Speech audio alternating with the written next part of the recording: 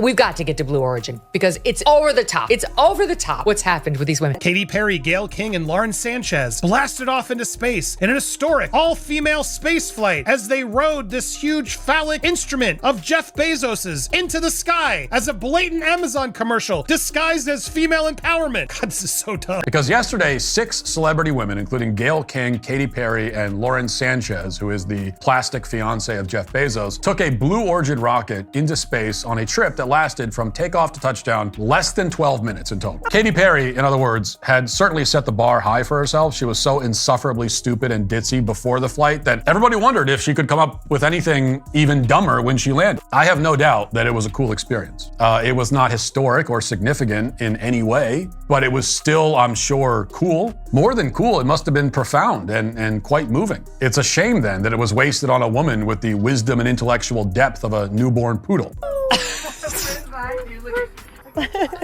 Flynn, I got you. With her Daisy. I got you, Flynn. Gotcha. Stuffed animals. The moon! You guys, I will have to tell you, look at the moon. That's amazing. Wow, look at the blue line. Oh my God.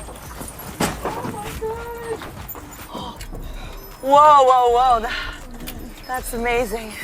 Right? It's so amazing. Like, they went to see space. We're supposed to see them, right? Like, they admired the universe, and what they were expecting was for us to admire the fact that they were rich enough and famous enough to have been granted this utterly, utterly vacuous experience from which they learned absolutely nothing. Of all the frivolous celebrity bullshit we hear on a daily basis, I did not think that a bunch of randos going into space would be trying to defend anything that they did as revolutionary when really it's just tourism. Absolutely insane. I don't know if it's just woman cringe, Hollywood cringe, or elitist billionaire privilege cringe, but it's absolutely insane. Has shot a bunch of women tourists who are totally unqualified to be astronauts in a remotely controlled spaceship for 10 minutes into orbit. How insufferable, all the feminists aboard? How much do we not want this rocket to return to Earth? Ever seen something and just knew the internet was gonna have a field day? When Blue Origin announced their all-female celebrity spaceflight and then revealed the rocket, well, let's just say the jokes wrote themselves. This wasn't just about blasting off, it was about blasting off in something that looked, let's be honest, a little bit, phallic. And the internet, as it always does, did not hold back. But beyond the giggles, this flight ignited a real firestorm of debate about celebrity space tourism, what it means for real space exploration, and whether it was all just one giant, very expensive publicity stunt. Let's dive into why this 11-minute trip to the edge of space became the internet's favorite punching bag. And it's women who are behind the scenes at NASA and contributed to the space program. Okay, that I get. What did these women do? Like, honestly, one is sleeping with a billionaire who created this program and is jetting people, to outer space for like 10 minutes, for as long as like your average YouTube video takes. And they came back and they're like, everything's changed. Is it? Okay.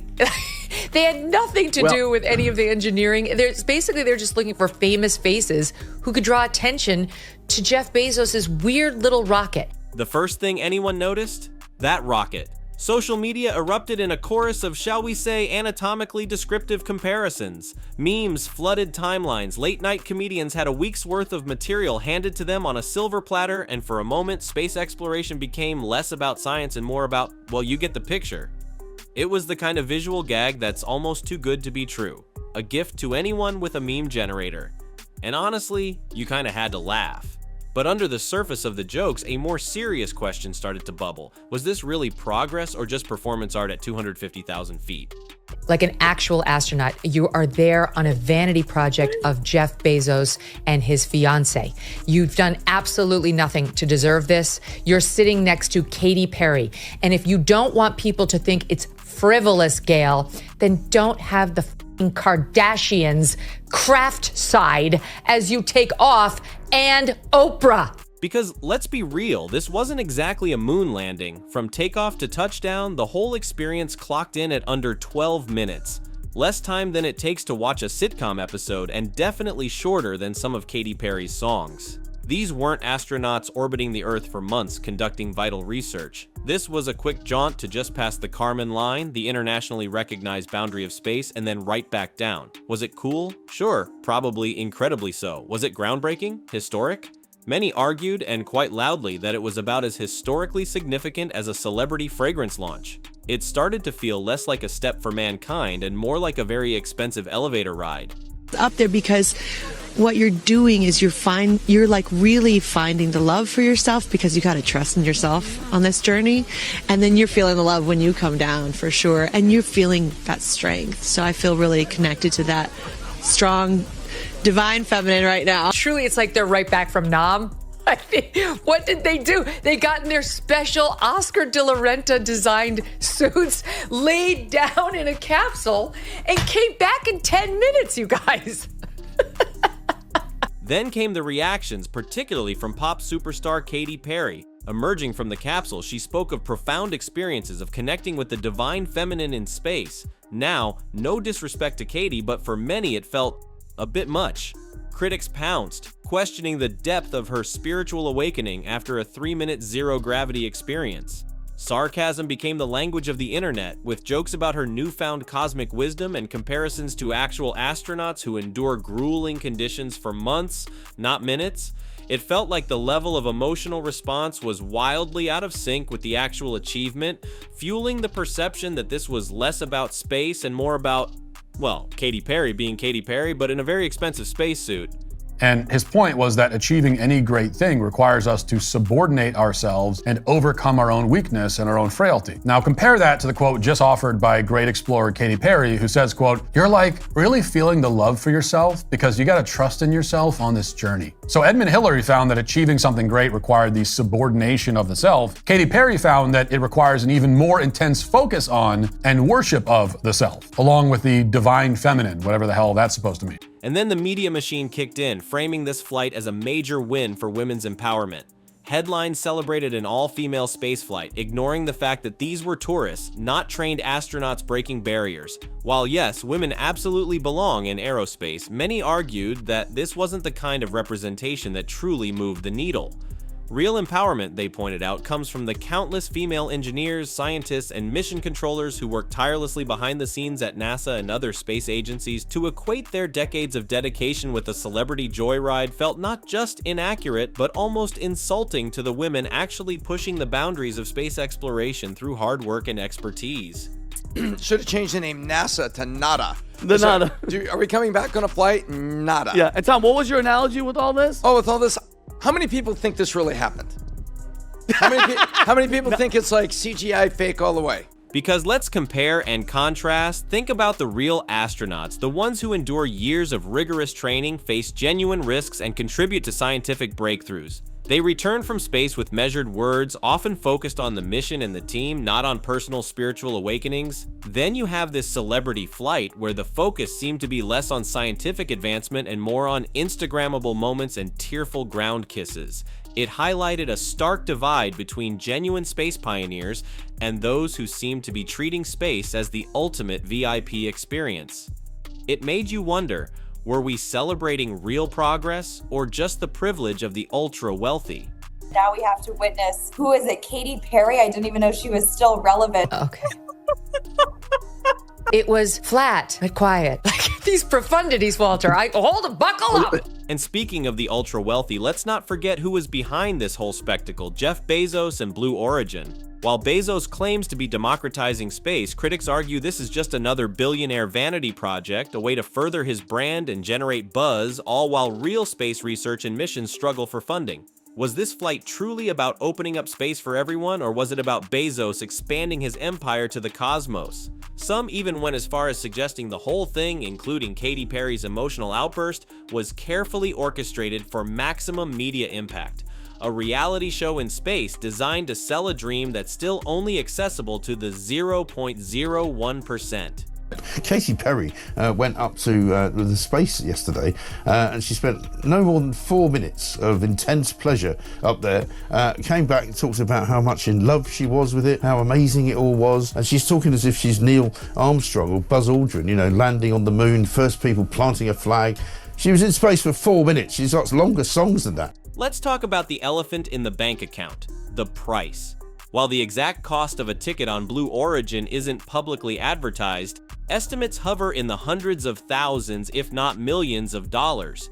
Think about that for a second. That's enough money to fund years of crucial scientific research, to build schools, to combat homelessness, to make real, tangible differences in the lives of people here on Earth. Instead, it's being spent on a 10-minute thrill ride for celebrities. The optics are, to put it mildly, not great. In a world grappling with inequality, poverty, and climate change, billionaires blasting celebrities into space for fun raises serious questions about priorities and who exactly benefits from this new era of space tourism.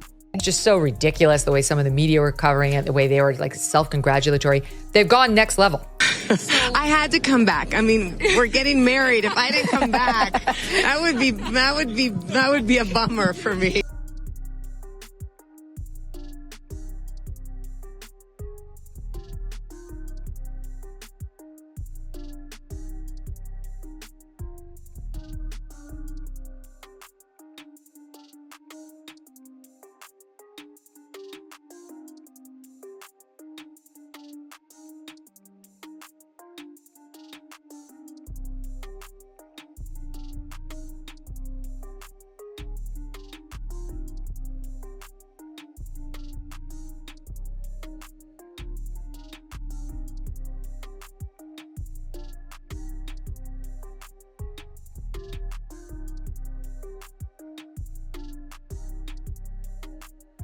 Yeah. 5 women went up into space, right? Jeff Bezos, the man who paid for it all, sent his wife up, which tells you something about their marriage, doesn't it? I think he was hoping she wouldn't come back. So, is this fleeting celebrity flight the future of space exploration? Is space destined to become just another playground for the ultra-rich, a backdrop for Instagram selfies and manufactured epiphanies? There's a real concern that the hype around space tourism will overshadow the vital, often unglamorous work of scientists, engineers, and astronauts who are pushing the boundaries of our understanding of the universe. Will genuine scientific missions, the kind that require years of planning and international collaboration, get lost in the noise of celebrity space races? As we look to the stars, it's worth asking ourselves, what kind of future do we want for space exploration? One driven by genuine curiosity and the pursuit of knowledge, or one dominated by spectacle, vanity, and the whims of billionaires?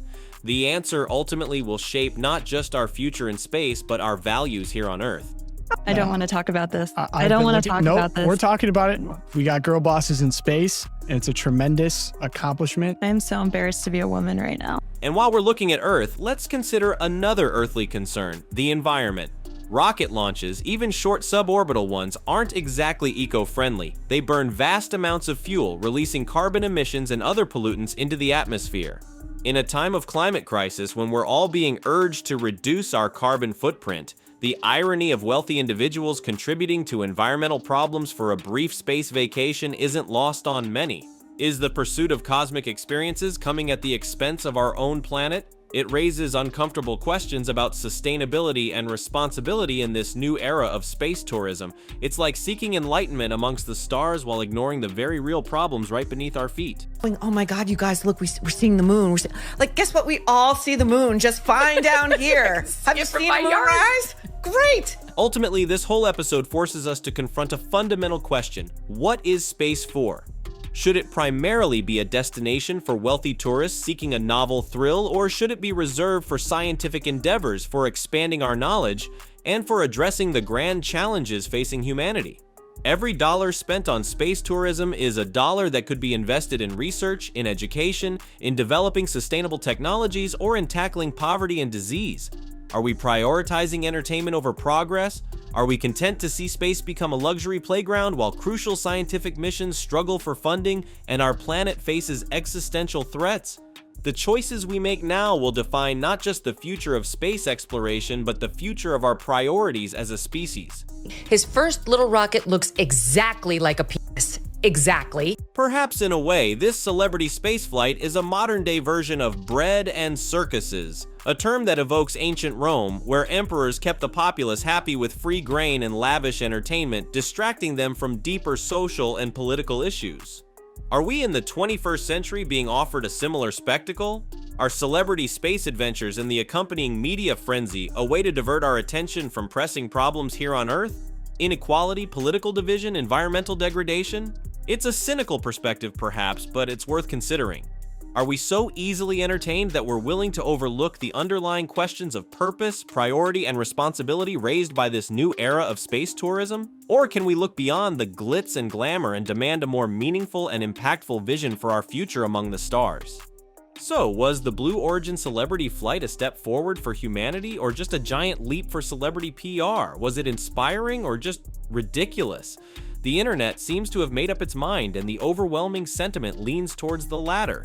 It raises a bigger question. In an age of spectacle and social media hype, are we losing sight of what real achievement and progress actually look like? What do you think? Was this spaceflight just harmless fun or something more problematic? Let us know your thoughts in the comments below. And if you enjoyed this breakdown, be sure to like and subscribe for more deep dives into the stories shaping our world. Stay curious, and we'll catch you in the next video.